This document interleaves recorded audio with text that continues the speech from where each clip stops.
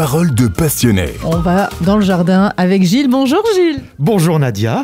Enfin, dans le jardin, on va plutôt aller dans les champs car c'est le moment des récoltes. Alors la moisson est liée dans toutes les cultures à divers rituels. Ceux liés à la dernière poignée d'épis, la dernière gerbe, la dernière charrette, au repas de clôture de moisson, même à la messe des blés, ça existe aussi. Nos ancêtres pensaient tout simplement que la puissance de fécondité qui s'était manifestée durant les moissons allait se réfugier dans les derniers épis.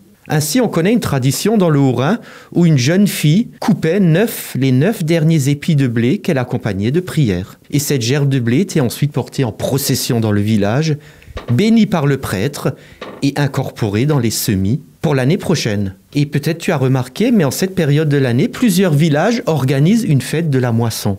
On parle aussi de tradition celte, c'est le moment de fêter l'Ugnazad. Une fête dédiée au dieu Lugh, le dieu de la lumière. Et ça fait référence à la fête de la fertilité, d'où son association à la période des moissons et à la récolte du blé, qui se déroule sous nos latitudes, en été, au mois d'août. Et d'ailleurs, ce n'est pas surprenant qu'au mois d'août, on ait la fête de l'Assomption, la fête de la Sainte Vierge, qui a remplacé celle de la Terre.